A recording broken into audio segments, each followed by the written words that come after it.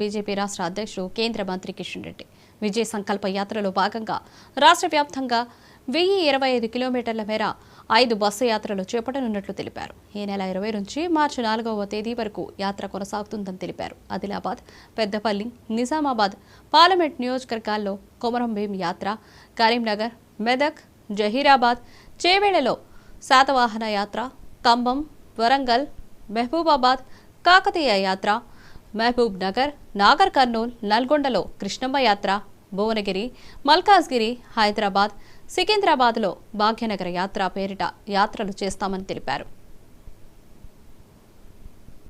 నాయకత్వంలో కనిపిస్తా ఉంది. అదే వాతావరణం మొదటిసారి తెలంగాణలో కూడా కనిపిస్తా ఉంది.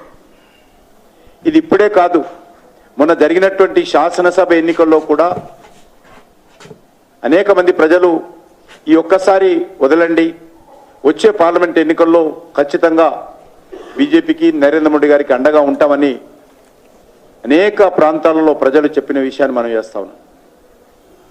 కాబట్టి ఈసారి తెలంగాణలో 17కు 17 సీట్లు గెలవడం కోసం పోటీ చేస్తా ఉన్నాం. హైదరాబాద్ లాంటి సీటు కూడా ఈసారి గెలవడం కోసమే మా కార్యాచరణ ప్రణాళిక ఉంటుంది. పోటీ చేయడం కోసం కాదు, గెలవడం కోసమే ఉంటాం.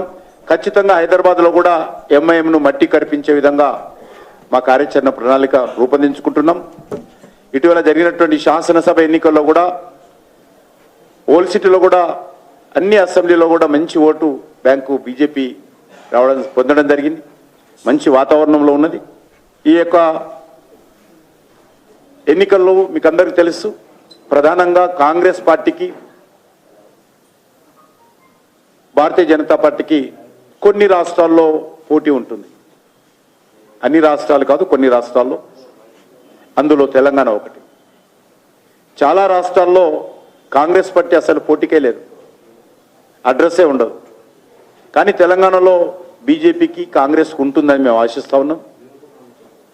అదే స్థాయిలో పార్లమెంట్ అభ్యర్థి ఎవరు ఉన్నప్పుడు మరి స్పష్టంగా ఏ పార్టీ నుంచి కానీ ఏ కూటమి నుంచి కానీ ఈరోజు నరేంద్ర మోడీ గారికి ఎదురు నిలబడేటువంటి శక్తి ఏ కూటమికి లేదు, ఏ పార్టీకి లేదు. దేశంలో అనేక సర్వేలు మనం చూస్తూ ఉన్నాం.